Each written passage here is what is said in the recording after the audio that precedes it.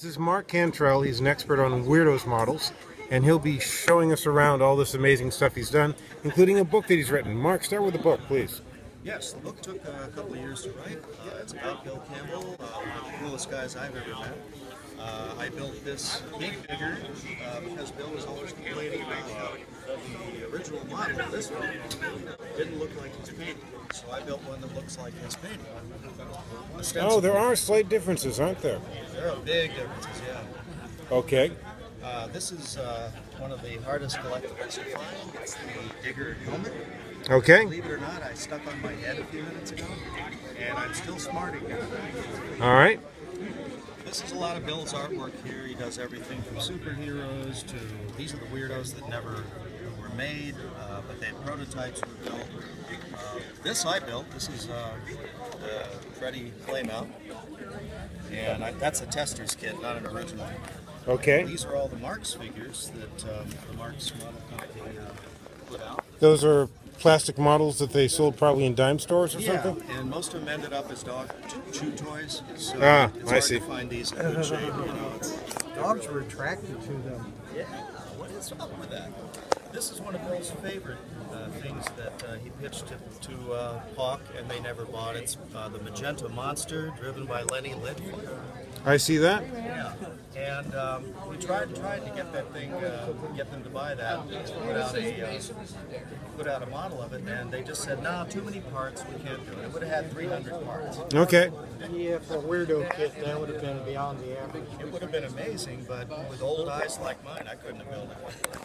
What's next? These are all the various Weirdos kits that came out over the years. They came out, and they were called Brodies. Testers put one out when this awful TV show came out. Testers later on put them out with Bill's artwork on them again because why not? These are the Glow kits that they put out.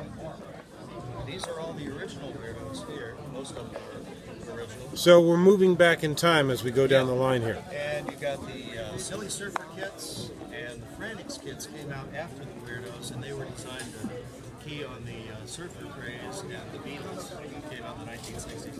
Those crazy kids. This is a Weirdos customizing kit, which is in bad shape, unfortunately. And this was, if you already had the Weirdos, you could decorate it with this stuff, but there are actually 3 complete Weirdos kits in here. Wow. Weirdos picture puzzles. Down there we have one of those pads that you write on. One of those magic pads. Oh, I remember those. Yeah. You got bubblegum cards, decals, magazines. Why don't you tell me about this amazing artwork right here? It looks like a nuclear bomber with 2 smaller jets attached. This is called the Atomic Powered Bomber. It's one of my favorite kits of all time. And when I told Bill this was my favorite, one Christmas this arrived in the mail. Uh-huh. And I was freaked out. I mean, it was like, really? You've got to be kidding me. This is mine? And this is the actual kit right here, which I built as a child, by That's the way. the kit? Yep. Yeah. And if you look at some of these, this is the original drawing that Bill used to sell the Huey's Hot Rod concept to Hawk. I see. That actually was produced. So they would take his drawing and then someone would turn that into a model, basically, is and what usually they did. he would build a maquette of it that was actually finished. Uh-huh. This one is another one he painted for me here. That's Ennsville Eddie. Got it? And then over here is one of the concepts that Hawk never built or never produced. It's called Dragon Drac. And Aurora later on picked up that concept for Dracula's Dragster. Oh, well, there should have been a lawsuit for that. Those bastards. Yeah. There's a Weirdos game. Here's one of the Bonneville racers that he painted. Got it? And that they put out.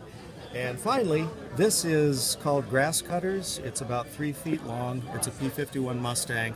And he gave that to me when I took the big digger down to show him. And I couldn't believe it. I said, "Are you sure you want me to have this?" And he's like, "Oh, you've done so much for me." And I was like, "Okay, thank you. I hope it fits in the car." That's great.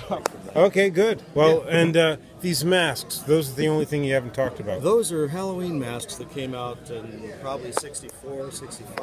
And some of them were better than others. This is supposed to be Digger, but they put hair on him, and it's awful. Yeah, it looks like some kind of crazy clown, doesn't Right. it? Now, this is also Digger with a pink helmet, and you can see that one's a lot better. Yeah, that is, as a matter of fact. Okay. Yeah. All right. That's pretty much it.